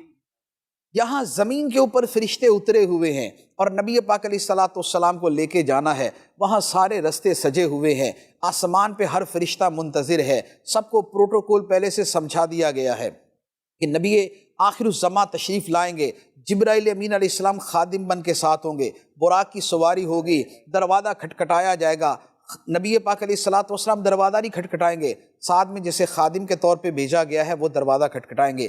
جبرائیل امین علیہ السلام جب دروازہ کھٹکھٹائیں گے، اندر سے پوچھا جائے گا کون؟ جواب ملے گا جبرائیل۔ کہا جائے گا ساتھ کون؟ جواب ملے گا محمد صلی اللہ علیہ وسلم۔ پوچھا جائے گا بلائے گئے ہیں؟ کہا جائے گا ہاں بلائے گئے ہیں۔ حالانکہ سب کو پتہ ہے بلائے گئے ہیں، لیکن یہ ایک پروٹوکول ہے، یہ ایک اعزاز ہے، یہ ایک اعلان ہے، یہ ایک اعلام ہے، یہ ہر آسمان کے اوپر سب کو مطلع کیا جا رہا ہے۔ وہاں پر انبیاء موجود، وہاں پر فرشتے موجود، اب سب سے گزر کے جا رہے ہیں۔ تو اب یہ وہ رات ہے کہ عرش پہ تازہ چھیڑ چھاڑ، آسمان سے لے کر عرش تک ہر آسمان پہ ہے، آسمانوں سے اوپر سدرۃ المنتہا ہے، سدرۃ المنتہا سے اوپر مستویٰ ہے، مستویٰ کے اوپر عرش ہے، عرش کے ساتھ حاملین عرش ہیں۔ تو عرش پہ تازہ چھیڑ چھاڑ، فرش پہ طرفہ دھوم دھام، کان جدھر لگائیے تیری ہی داستان ہے۔ تو نبی پاک صلی اللہ تعالیٰ علیہ وآلہ وسلم ان جلووں کے ساتھ اور ان فرشتوں کے جلوں کے اندر تشریف جا رہے ہیں۔ تو جو معراج کا واقعہ ہے وہ یوں ہے کہ نبی پاک صلی اللہ تعالیٰ علیہ وآلہ وسلم اپنی چچا زاد بہن حضرت ام ہانی رضی اللہ تعالیٰ عنہا کے گھر پر آرام فرما رہے تھے۔ حضرت ام ہانی جو ہیں یہ حضرت مولا علی شیر خدا رضی اللہ تعالیٰ عنہ کی ہمشیرہ ہیں۔ تو نبی پاک علیہ السلام ان کے گھر میں آرام کر رہے تھے، اور وہاں پر جبرائیل امین علیہ السلام آئے چھت کھلی، نبی پاک علیہ الصلوۃ والسلام کو حالت نیند میں لیا اور وہاں سے حتیم میں لے گئے۔ حتیم خانہ کعبہ کے پاس ہے، حتیم میں لے گئے اور وہاں جا کے پھر نبی پاک علیہ الصلوۃ والسلام کو پہلے اس سفر کے لیے تیار کیا گیا۔ سفر کے لیے تیار یوں کیا گیا کہ جو آسمانوں میں جانا ہے یہ کوئی زمین کے عام واقعات میں سے نہیں ہے۔ آسمانوں کا کھلنا، آسمانوں کو پار کرنا، فرشتوں کو ہزاروں لاکھوں کی تعداد میں فرشتوں کو دیکھنا، پھر اس کے علاوہ جو اسرار الہیہ کا کھلنا تھا، جو سدرۃ المنتہا کے پاس جانا تھا، پھر اس سے بالا جانا تھا، جنت کی سیر کرنی تھی، جہنم کا مشاہدہ کرنا تھا، عرش پہ جانا تھا، رب سے ملاقات کرنی تھی، رب کا دیدار کرنا تھا، وہ جو انوار چھائے ہوئے ان انوار کو برداشت کرنا تھا۔ تو یہ جو اس قدر یوں کہہ لیں کہ اس قدر بڑا واقعہ تھا، اس کے لیے دل بھی اتنا مضبوط چاہیے، دل اتنا مضبوط چاہیے، کیونکہ جتنا بڑا سامنے واقعہ ہوتا ہے اسے برداشت کرنے کے لیے قلب میں طاقت بھی اتنی چاہیے۔ ایک آدمی ہوتا ہے عام طور پہ شیر کو دیکھ کے بے ہوش ہی ہو جائے کیونکہ اس کا دل کمزور ہے، لیکن جو بہت بہادر ہوگا اس کے لیے ماجرا ایسا نہیں ہوگا۔ تو اس کا مطلب یہ ہوا کہ قلبی قوت کے اعتبار سے فرق ہوتا ہے۔ اب یہاں جن چیزوں کا مشاہدہ ہے ان کی تو انتہا نہیں ہے، وہ تو درجہ بدرجہ ثم دنا فتدلی کے مقامات ہیں، فکان قاب قوسین او ادنا کہ وہاں پر مشاہدات ہوں گے، اور ما زاغ البصر وما طغی کا ظہور ہونا ہے۔ تو اب ان چیزوں کے لیے پہلے زمین کے اوپر وہاں پر حتیم میں نبی پاک صلی اللہ تعالیٰ علیہ وآلہ وسلم کے قلب اطہر کو کھولا گیا، آپ کا سینہ مبارکہ کھولا گیا، اس میں سے قلب اطہر دل مبارک نکالا گیا اور اسے کھول کر اس میں نور اور حکمت کو ڈالا گیا۔ نور اور حکمت ڈال کے پہلے اسے اس قابل بنایا گیا کہ اب وہ سارے کے سارے مرحلوں کو طے کر سکیں، رب سے باتیں تک کر سکے، آسمانوں کی سیر کر سکے۔ تو اب اس کے بعد سینہ اقدس کو جوڑا گیا اور پھر نبی پاک علیہ الصلوۃ والسلام کی خدمت میں براق پیش کیا گیا۔ نبی پاک علیہ الصلوۃ والسلام اس پہ سوار ہونے لگے تو براق نے اچھلنا شروع کر دیا، ہلنا شروع کر دیا۔ تو جبرائیل امین علیہ الصلوۃ والسلام نے اس براق سے کہا کہ اے براق، تجھے حیا نہیں آتی؟ تجھے پتہ نہیں ہے ساری کائنات کی افضل ہستی تجھ پہ سواری کرنے والی ہیں؟ تو وہ بھی خوشی سے جھوم رہا تھا۔ نبی پاک صلی اللہ علیہ وآلہ وسلم کے حوالے سے گفتگو سن کے ساکن ہو گیا، سرکار علیہ الصلوۃ والسلام اس پہ جلوہ فرما ہوئے، اور اب وہ براق کا سفر شروع ہوا۔ اور اس کے سفر کی رفتار کا عالم یہ تھا کہ جہاں اس کی نگاہ پڑتی تھی وہاں اس کا قدم جاتا تھا، جہاں نگاہ پڑتی تھی وہاں قدم جاتا تھا۔ تو اب یہ سفر شروع ہوا مسجد حرام سے، اس کا پہلا مرحلہ تھا مسجد حرام سے لے کر مسجد اقصیٰ تک کا۔ اس مسجد حرام سے مسجد اقصیٰ تک کے درمیان کے کئی واقعات، نبی پاک صلی اللہ تعالیٰ علیہ وآلہ وسلم نے 3 مقامات پہ نماز ادا فرمائی۔ سب سے پہلے ایک جگہ آئی، جبرائیل امین علیہ الصلوۃ والسلام نے عرض کی یا رسول اللہ یہاں 2 رکعت نماز پڑھی۔ نبی پاک علیہ الصلوۃ والسلام نے نماز پڑھی اور پوچھا کہ اے جبرائیل یہ کیا ہے؟ عرض کی یا رسول اللہ یہ آپ کی ہجرت گاہ ہے، یہ مدینہ ہے جہاں پر آپ نے ہجرت کر کے آنا ہے، تو وہاں نماز پڑھائے گی۔ وہ نخلستان، وہ کھجوروں کا وہ علاقہ تھا۔ اس کے بعد آگے ایک اور مقام آیا، ایک پہاڑ تھا۔ جبرائیل امین علیہ الصلوۃ والسلام نے عرض کی یا رسول اللہ یہاں بھی نماز پڑھی، سرکار نے نماز ادا فرمائی۔ پوچھا اے جبرائیل یہ کون سی جگہ ہے؟ عرض کی یا رسول اللہ یہ طور سینا ہے جہاں موسیٰ علیہ السلام نے رب سے کلام کیا تھا۔ 2 رکعت وہاں پڑھی۔ اس کے بعد آگے جب بیت المقدس میں پہنچے وہاں پر ایک جگہ آئی، جبرائیل امین علیہ الصلوۃ والسلام نے پھر عرض کی یا رسول اللہ نماز پڑھی، سرکار نے 2 رکعت نماز ادا فرمائی۔ پوچھا یہ کون سی جگہ ہے؟ عرض کی یہ بیت اللحم ہے، یہ حضرت عیسیٰ علیہ الصلوۃ والسلام کی ولادت والی جگہ ہے، حضرت عیسیٰ علیہ الصلوۃ والسلام یہاں پیدا ہوئے تھے۔ تو ایک تو یہ 3 نمازوں کا معاملہ ہوا۔ دوسرا مسلم شریف کی حدیث مبارک ہے، نبی پاک صلی اللہ تعالیٰ علیہ وآلہ وسلم فرماتے ہیں کہ معراج کی رات میں حضرت موسیٰ علیہ الصلوۃ والسلام کی قبر کے پاس سے گزرا جو ایک سرخ رنگ کے ٹیلے کے پاس تھی، اور میں نے موسیٰ علیہ السلام کو دیکھا کہ اپنی قبر میں کھڑے نماز پڑھ رہے ہیں، یصلی فی قبرہ، وہ اپنی قبر میں نماز پڑھ رہے ہیں۔ تو نبی پاک علیہ الصلوۃ والسلام نے سلام کیا اور اس کے بعد آگے تشریف لے گئے۔ اب اس کے بعد آگے جا کے وہ جو براق تھا اسے وہاں پر ایک جگہ پہ ایک چٹان کے کنارے جو ہے وہ باندھا گیا، اور اس کے بعد پھر مسجد میں تشریف لے گئے۔ جب مسجد میں تشریف لے گئے اب وہاں پر جملہ انبیاء علیہ الصلوۃ والسلام بنفس نفیس موجود تھے، تمام انبیاء علیہ السلام، آدم علیہ السلام سے لے کر عیسیٰ علیہ الصلوۃ والسلام موجود۔ اب وہاں پر سرکار گئے، صفیں بندی ہوئی ہیں، صفوں میں انبیاء علیہ السلام کھڑے ہیں۔ اس سے افضل جماعت کائنات میں نہ کبھی ہوئی نہ ہوگی۔ جس مسجد میں، جس جماعت کے اندر جملہ شرکاء اللہ کے نبی ہیں اور سارے نبی ہیں، سارے کے سارے نبی وہاں موجود ہیں۔ وہاں جبرائیل امین علیہ الصلوۃ والسلام نے نبی پاک علیہ الصلوۃ والسلام کو عرض کی، یا رسول اللہ مصلی امامت پہ آپ تشریف لیں۔ نبی پاک علیہ السلام مصلی امامت پر گئے، نماز پڑھائی، نماز کے بعد پھر خطبات کا سلسلہ شروع ہوا۔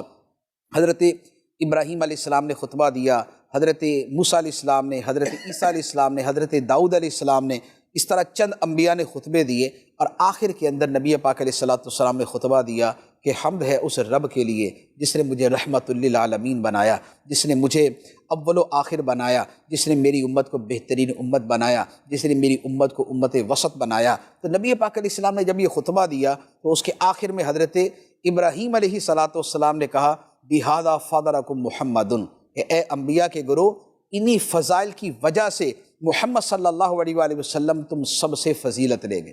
فَاقَ النَّبِيِّينَ فِي خَلْقٍ وَفِي خُلُقٍ وَلَمْ يُدَانُهُ فِي عِلْمٍ وَلَا كَرَمٍ۔ تو یہ خطبہ ہوا، اور اس کے بعد پھر وہاں سے اگلا سفر شروع ہوا، اور وہ وہاں سے آسمانوں کی طرف سفر تھا، اور آسمانوں کا سفر بھی اسی براق کے ذریعے تھا، لیکن وہ لمحات کے اندر سارے کے سارے فاصلے طے کرتا ہوا، پہلے آسمان پہ، وہاں سے دوسرے آسمان پہ، وہاں سے تیسرے آسمان پہ۔ اور یہ جو آسمانوں کی سیر تھی، ان سب کے اندر ہر آسمان پہ دروازہ کھٹکھٹایا گیا، اندر سے پوچھا گیا، دروازہ کھولا گیا۔ جبرائیل امین علیہ الصلوۃ والسلام ایسا خادم کے ساتھ ہیں، نبی پاک علیہ السلام وہاں پر گئے۔ اب پہلے آسمان پہ حضرت آدم علیہ السلام سے ملاقات ہوئی، دوسرے پہ حضرت یحییٰ علیہ السلام حضرت عیسیٰ علیہ السلام سے، تیسرے پہ حضرت یوسف علیہ السلام سے، چوتھے پر حضرت ادریس علیہ السلام سے، پانچویں پر حضرت ہارون علیہ السلام سے، چھٹے پر حضرت موسیٰ علیہ السلام سے، ساتویں پر حضرت ابراہیم علیہ السلام سے ملاقات ہوئی۔ تو یہ انبیاء علیہ السلام سے ملاقاتیں کرتے ہوئے یوں سرکار تشریف لے گئے۔ تو اب یہاں پر معراج جو ہے ایک اور راز سے پردہ کھولتا ہے، وہ یہ ہے کہ اللہ تعالیٰ کے جو کائنات کے اسرار ہیں ان تک ہماری عقل کبھی بھی ان کی انتہا تک نہیں پہنچ سکتی۔ ہمارے سامنے نارملی چیز ہے کہ آپ یہاں بیٹھے تو آپ یہیں بیٹھے ہوئے ہیں، آپ اپنے گھر پہ نہیں ہیں، آپ یہاں پر ہیں تو آپ کہیں پنجاب میں نہیں پھر رہے، لیکن اللہ تعالیٰ کی کائنات کے اندر ایسا کیا کیا ہے، خدا کی قدرتوں کیسے کیسے شاہکار ہیں کہ موسیٰ علیہ السلام اپنی قبر میں تھے جہاں سرکار نے نماز پڑھتے دیکھا، وہاں بیت المقدس میں تشریف لائے تو موسیٰ علیہ السلام وہاں پر بھی تھے جہاں پر انہوں نے خطبہ دیا۔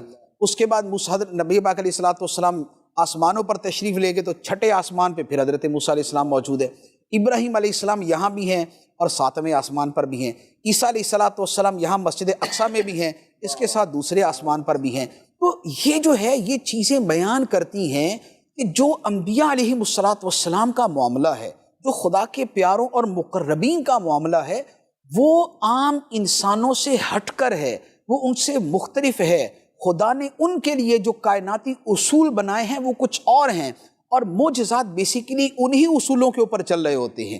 اس لیے بعض لوگ جو یہ کہتے ہیں نا کہ معجزہ وقوع پذیر ہو نہیں سکتا کہ قانون فطرت کے خلاف ہے، اس کے جواب میں علماء یہ کہتے ہیں کہ بھائی قانون فطرت آپ کو پتہ کتنے ہیں؟ آپ کو پتہ کتنے؟ آج سے 100 سال پہلے ہمیں یہ موبائل کے بارے میں نہیں پتا تھا، اب موبائل کا قانون ہمارے سامنے آ گیا تو پتہ چلا یہ بھی قانون فطرت ہے کہ موبائل کے ذریعے بغیر کسی تار کے، بغیر کسی کیبل کے بات ہو سکتی ہے۔ اس طرح اگلے زمانے میں جا کے کچھ اگلے اللہ تعالیٰ کے قوانین فطرت ہمارے سامنے ظاہر ہو جائیں گے۔ تو یہ جو انبیاء علیہ السلام کے معاملات، یہ جو اولیاء کرام کے معاملات، یہ جو فرشتوں کے معاملات جن کے ذریعے خدا کائنات کے امور کی تدبیریں فرماتا ہے، جن کے ذریعے آسمان و زمین کا نظام چلتا ہے، جن کے بارے میں فرماتا ہے فالمدبرات امرا، ان فرشتوں کی قسم جو ساری دنیا، ساری کائنات کے کاموں کی تدبیر کرتے ہیں، تو ان اصولوں کے اوپر یہ معجزات اور یہ معراج کا سلسلہ چلتا ہے۔ تو یہ 7ویں آسمان تک کا معاملہ ہے۔ اب 7ویں آسمان سے اوپر کا جو سفر شروع ہوا، وہاں پر جبرائیل امین علیہ السلام ساتھ تھے، اور یہ گئے سدرۃ المنتہا تک۔ سدرۃ المنتہا وہ ہے کہ جس کے بارے میں رب فرماتا ہے عند سدرۃ المنتہا عندہا جنت المأویٰ۔ سدرۃ المنتہا وہاں پر ہے کہ جنت المأویٰ اس کے قریب ہے۔ تو جنت المأویٰ جو ہے یہ سدرۃ المنتہا کے پاس ہے، وہاں تک نبی پاک علیہ السلام گئے، اور وہاں پر جن جلووں کا مشاہدہ کیا اور وہاں پر جو معاملات ہوئے اسے رب فرماتا ہے اذ یغشی السدرۃ ما یغشی، جب چھا رہا تھا سدرہ پر جو چھا رہا تھا۔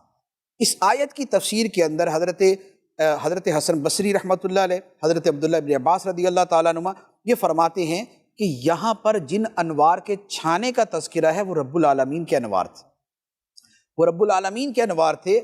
وَلَقَدْ رَآهُ نَزْلَةً أُخْرَى عِنْدَ سِدْرَةِ الْمُنْتَهَى، یہ رب کے دیدار کی بات ہے کہ سدرۃ المنتہا کے پاس پہلے بھی رب کا دیدار کیا، دوسری مرتبہ بھی رب کا دیدار کیا، اور اس دیدار کی کیفیت کے اندر یہ ہو رہا تھا اِذْ يَغْشَى السِّدْرَةَ مَا يَغْشَى، اس سدرہ پہ چھا رہا تھا جو چھا رہا تھا، اور رب کے انوار تھے، اور وہ رب کے جو ہے وہ جلوے تھے جو وہاں پر چھا رہے تھے، اور وہاں پر وہ معاملہ ہوا جو رب نے فرمایا فَأَوْحَى إِلَىٰ عَبْدِهِ مَا أَوْحَى، اللہ نے اپنے بندے کی طرف وحی فرمائی جو وحی فرمائی۔ موسیٰ علیہ السلام کی باتیں خدا نے قرآن میں بیان فرما دی، لیکن جو نبی پاک علیہ السلام سے باتیں ہوئی ہیں وہ قرآن کے اندر بیان نہیں فرمائی۔ اس کی دو وجہ ہے۔ ایک وجہ تو یہ ہے کہ موسیٰ علیہ السلام سے جو گفتگو تھی وہ مختصر تھی، جتنی دیر وہاں گئے اتنی دیر وہ بات ہوئی، لیکن نبی پاک علیہ السلام کی جو باتیں ہیں وہ مختصر نہیں۔ کیوں؟ اس لیے کہ خود معراج جو رات کے چند لمحوں میں ہوا، وہ رات کے تو چند لمحے تھے، لیکن اپنی حقیقت کے اعتبار سے وہ ہزاروں سالوں پر مشتمل تھے، کیونکہ اس میں جتنا کچھ ایک سیکوینس میں چل رہا ہے، جو اس میں ٹریول ہے، وہ اتنا بڑا ہے کہ اس کے لیے برسوں چاہیے، اس کے لیے ہزاروں برس چاہیے۔ تو یہاں پر اگرچہ یہ معاملہ تھا کہ لیلن، ایک رات کا مختصر سا حصہ تھا، لیکن وہاں کے عالم کے اندر تو نہ جانے کتنے سال گزر چکے تھے۔ تو اب اس پوری سیر کا جو سب سے مین جو پرپس تھا، جو سب سے مین کام تھا، وہ تو خدا سے باتیں کرنا تھا۔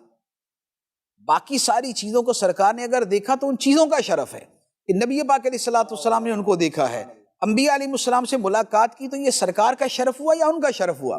فرشتوں کو اگر دیکھا تو یہ سرکار کا شرف ہے یا فرشتوں کا شرف ہے؟ نبی پاک صلی اللہ تعالیٰ علیہ وسلم کے جو بقیہ مشاہدات ہیں، یہ کہہ لے کہ اس معراج کے سفر کے اعتبار سے سیکنڈری تھے۔ جو اصل الاصول چیز تھی، جو پرائمری چیز تھی، جو اس کے اندر مین چیز تھی، وہ تو ما زاغ البصر وما طغیٰ تھا، وہ تو ثم دنا فتدلی تھا، فکان قاب قوسین او ادنیٰ تھا، لقد رآ من آیات ربہ الکبریٰ تھا۔ تو وہ والے معاملات تھے۔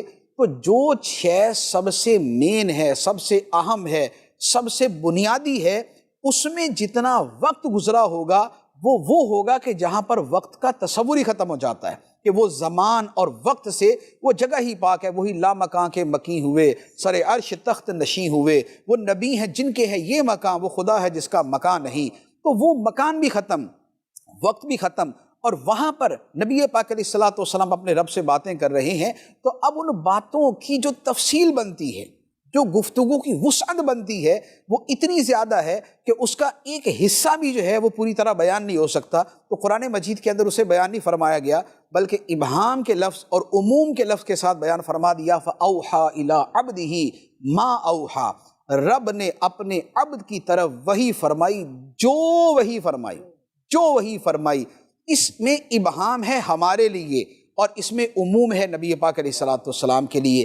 اب وہ ساری وسعت، تو ایک تو یہ تھا۔ دوسرا یہ ہے کہ نبی پاک علیہ السلام سے جو گفتگو ہوئی، وہ گفتگو جو ہے وہ ان اشیاء کے بارے میں نہیں تھی کہ جن اشیاء کا عام لوگوں کو علم دیا جاتا ہے، جو مخلوق کو فرمایا گیا وَمَا أُوتِيتُم مِّنَ الْعِلْمِ إِلَّا قَلِيلًا، تمہیں تو بہت تھوڑا سا علم دیا گیا ہے۔ وہاں کی جو گفتگو تھی وہ تو اسرار الہیہ تھے، وہ معارف الہیہ تھے، وہ حجابات عظمت اٹھنے کے بعد تھے، وہ عرش کے حجابات اٹھنے کے بعد تھے۔ تو نبی پاک علیہ السلام کی وہ گفتگو ان چیزوں پر مشتمل ہے کہ جس کا علم جو ہے وہ ہم جیسوں کے لیے جو ہے وہ سزاوار ہی نہیں ہے کہ ہم اس کو سن سکیں اور اسے ہم سمجھ سکیں، تو لہذا اسے قرآن پاک کے اندر بیان نہیں کیا گیا۔ تو یہ نبی پاک علیہ السلام کا وہ جو عرش تک کا جو سفر تھا، یہ وہ والا ہے۔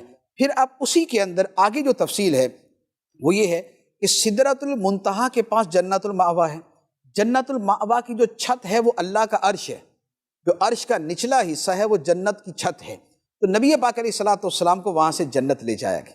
سرکار علیہ السلام جنت میں گئے اور جنت میں مشاہدات کیے، جنت کے بارے میں، جنت کے اندر کی چیزوں کے بارے میں۔ اب اس کی ایک کثیر تفصیل ہے، خود جنت کیسی ہے، اس کی مٹی مشک کی ہے، اس میں جو سنگریزے بجری ہیں وہ موتیوں کے ہیں، کہ دنیا کے اندر موتی قیمتی ترین چیز ہے اور جنت کے اندر وہ بجری کے طور پہ استعمال ہے۔ تو جنت کے اندر یہ مشک کی مٹی ہے۔ پھر نبی پاک علیہ السلام نے جنت کے اندر 4 نہریں دیکھی، ایک پانی کی، ایک دودھ کی، ایک شہد کی، ایک شراب کی۔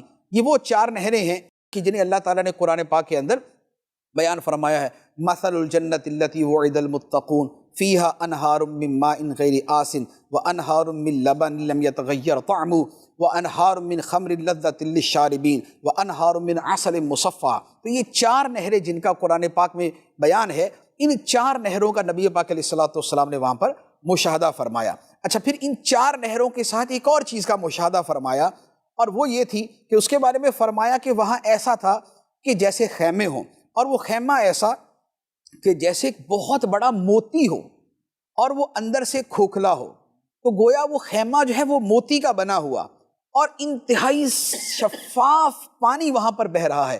نبی پاک علیہ الصلوۃ والسلام نے پوچھا اے جبرائیل یہ کیا ہے؟ عرض کی یا رسول اللہ نہر کوثر ہے، یہ نہر کوثر ہے جہاں کا پانی حوض کوثر میں جائے گا۔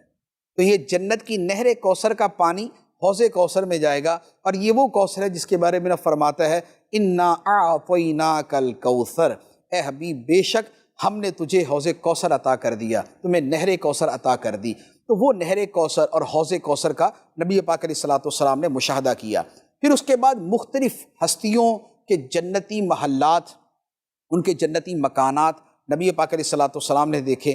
اسی میں وہ واقعہ ہے جو بخاری شریف میں ہے کہ نبی پاک علیہ الصلوۃ والسلام نے حضرت سیدنا بلال حبشی رضی اللہ تعالیٰ عنہ کے قدموں کی آہٹ سنی کہ آپ چل رہے ہیں، حالانکہ وہ زمین کے اوپر چل رہے تھے اور وہ اپنے وضو کے لیے تہجد کی نماز کے لیے اٹھے ہوئے تھے۔ تو نبی پاک علیہ الصلوۃ والسلام نے واپسی پوچھا کہ اے بلال تمہارا وہ کون سا عمل ہے کہ جس کی وجہ سے میں نے تمہارے قدموں کی آہٹ جنت میں سنی؟ تو بلال حبشی رضی اللہ تعالیٰ نے عرض کی کہ یا رسول اللہ عمل تو یہ ہے کہ جب میرا وضو ٹوٹ جاتا ہے تو وضو کر لیتا ہوں، اور جب وضو کر لیتا ہوں تو 2 رکعت نماز بھی پڑھ لیتا ہوں۔ تو یہ جو اپنے آپ کو طہارت کے ساتھ جوڑ کے رکھنا اور طہارت کو نماز کے ساتھ جوڑ کے رکھنا اور انہی چیزوں کے اندر جو اپنی زندگی گزارنا ہے، یہ وہ چیز تھی کہ ان کے قدموں کی آہٹ نبی پاک علیہ الصلوۃ والسلام نے جنت میں سماعت فرمائی۔ تو یہ جنت کے مشاہدات، حضرت عمر فاروق رضی اللہ تعالیٰ عنہ کے محل کو دیکھا، اس کے علاوہ اور چند صحابہ اور صحابیات کا بیان ہے، ان کے محلات کو جنت میں دیکھا۔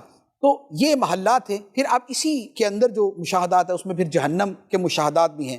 جہنم کے جو مشاہدات تھے وہ یہ تھے کہ نبی پاک علیہ الصلوۃ والسلام جنت میں تھے اور جہنم کا پردہ آپ کے سامنے کھول دیا گیا، اور نبی پاک علیہ السلام نے جنت میں رہتے ہوئے جو جہنم کے اندر کے معاملات تھے ان کو دیکھا۔ اس میں پھر مختلف گناہوں کا تذکرہ ہے، مختلف چیزوں کا تذکرہ ہے۔ سود کھانے والوں کے بارے میں وہاں پر شدید وعید ہے کہ ان کے پیٹ جو ہے وہ کمروں کی طرح پھولے ہوئے اور اس کے اندر سانپ جو ہے وہ پھر رہے ہیں۔ تو بعد میں جب پوچھا تو بتایا گیا کہ یہ سود خور تھے۔ پھر اسی طرح وہاں پر جو ہے وہ کچھ لوگ وہ دیکھے کہ جن کے جو ہے وہ سر کو پتھر پہ رکھ کے کچلا جا رہا ہے۔ پوچھا یہ کون ہے؟ کہا یہ وہ ہے کہ جن کے لیے نماز بڑی بوجھل ہوتی ہے، جن کے سر نماز سے بھاری ہوتے ہیں، نماز کے لیے اٹھنا جن کو نصیب نہیں ہوتا، یہ وہ ہیں۔ کچھ وہ دیکھے کہ جن کے یہ ہونٹ جو ہے، یہ گلپھڑے جو ہے وہ پھاڑے جا رہے ہیں، چیرے جا رہے ہیں لوہے کی ایک جنم و سلاخ کے ساتھ۔ پوچھا یہ کون ہے؟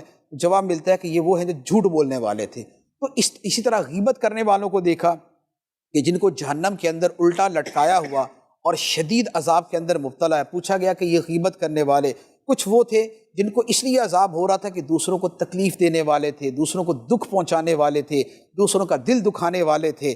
تو ان گناہوں کی سزاؤں کے جو وہاں پر جو مشاہدات تھے نبی پاک علیہ الصلوۃ والسلام نے وہ بھی کیے۔ تو یہ جنت و جہنم کا جو مشاہدہ ہے یہ ایک اہم واقعہ تھا۔ اس کے ساتھ جو حضرت ابراہیم علیہ الصلوۃ والسلام سے گفتگو ہے اس کا تذکرہ کتب احادیث میں موجود ہے کہ نبی پاک صلی اللہ تعالیٰ علیہ وسلم جب حضرت ابراہیم علیہ السلام سے ملے تو انہوں نے کہا کہ اپنی امت کو میری طرف سے ایک پیغام دیجیے گا۔ وہ پیغام یہ ہے کہ ان سے کہیے گا کہ جنت کی مٹی اور جنت کی ہوا جو ہے بڑی خوشبودار ہے، بڑی خوبصورت ہے، اور جنتی درخت جو ہے یہ بڑے عالیشان ہیں، اور ان درختوں کے اگانے کا ذریعہ جو اللہ تعالیٰ کی تسبیح ہے، سبحان اللہ پڑھنا، الحمدللہ پڑھنا، یہ پڑھنے سے جنت میں درخت لگ جاتے ہیں۔ تو حضرت ابراہیم علیہ السلام کی یہ گفتگو، موسیٰ علیہ السلام سے جو گفتگو ہے وہ ذرا تفصیل کے ساتھ ہے۔ اس میں یہ ہے کہ نبی پاک علیہ السلام جب رب کی بارگاہ میں حاضر ہوئے، اللہ تعالیٰ سے ہم کلام ہوئے، تو اللہ تعالیٰ نے نبی پاک علیہ السلام کو 50 نمازوں کا تحفہ عطا فرمایا کہ آپ اور آپ کی امت 50 نمازیں ادا کرے گی۔ نبی پاک علیہ السلام رب کی طرف سے عبادت، آنکھوں کی ٹھنڈک، معراج مومن کا وہ تحفہ لے کر نیچے تشریف لائے۔ جب موسیٰ علیہ السلام کے پاس سے گزرے تو انہوں نے پوچھا کہ کیا ملا؟ تو نبی پاک علیہ الصلوۃ والسلام نے فرمایا 50 نمازوں کا تحفہ ملا ہے. آپ 50 نمازیں نہیں پڑھے گی آپ کی امت.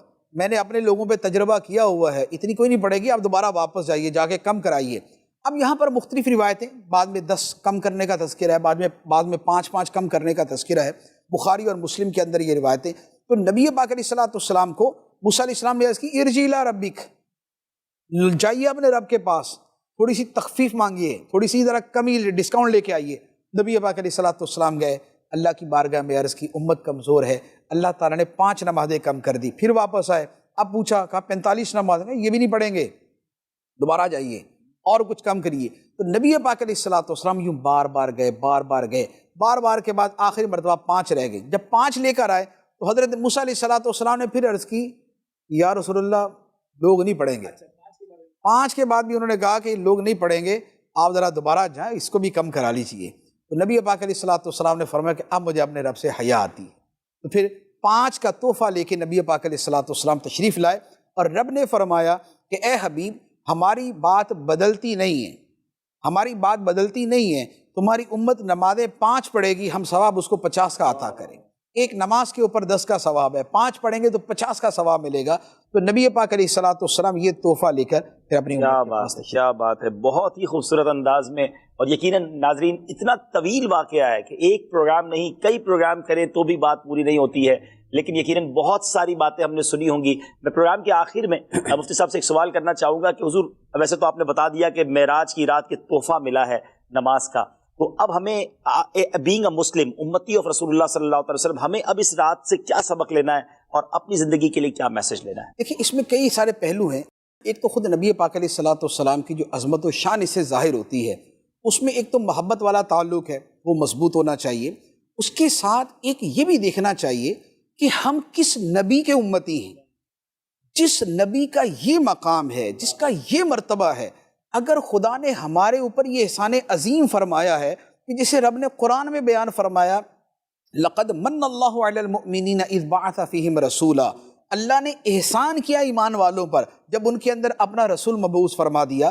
تو جب خدا نے اتنی عظمتوں والا رسول عطا فرمایا ہے کہ جس کی وجہ سے ہمیں خیر امت کا لقب ملا, جس کی وجہ سے امت وسط کا لقب ملا, جس کی وجہ سے ہمیں شہداء اللہ فی الارض کا لقب ملا, تو اس نبی کے امتی ہونے کی لاج رکھنی چاہیے.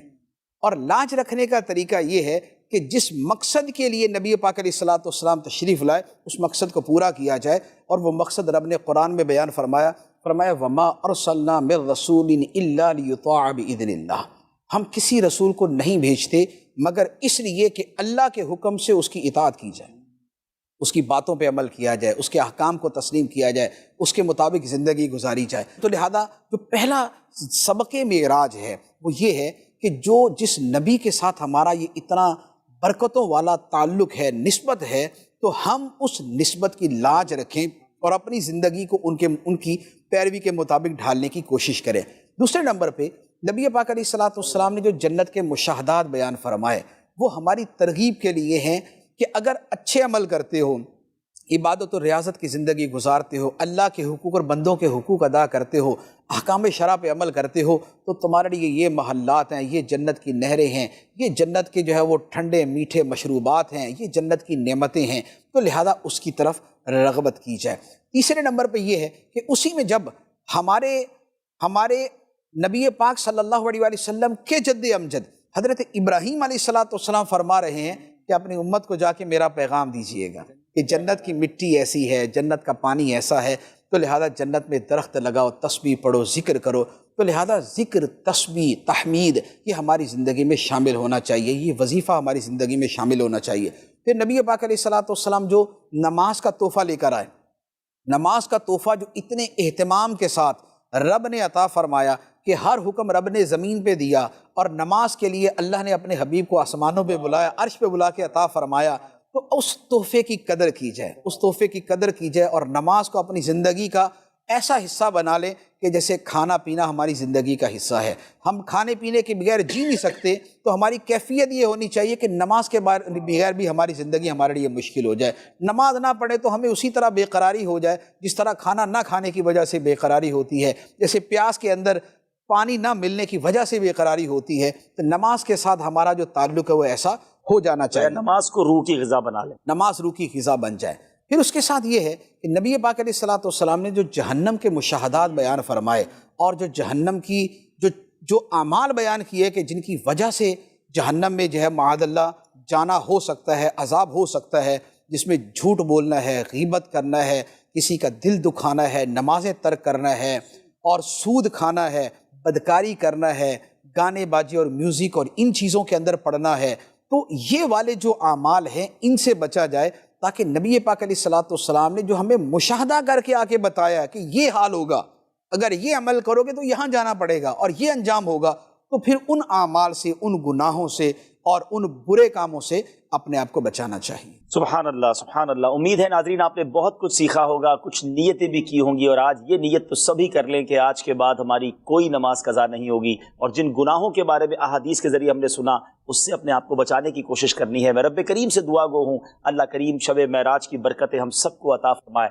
ہم آپ سب کے لیے دعا گو ہیں، اللہ کریم ہم سب کی بے حساب مغفرت فرمائے۔ آپ ہمارے لیے دعا کیجیے گا۔ اگلے کسی پروگرام میں آپ سب سے ملاقات ہوگی۔ صلو علی الحبیب صلی اللہ تعالی علی محمد صلی اللہ علیہ وسلم۔ وہ سرور کشور رسالت جو عرش پر جلوہ گر ہوئے تھے، نئے نرالے طرب کے ساما عرب کے مہمان کے لیے تھے۔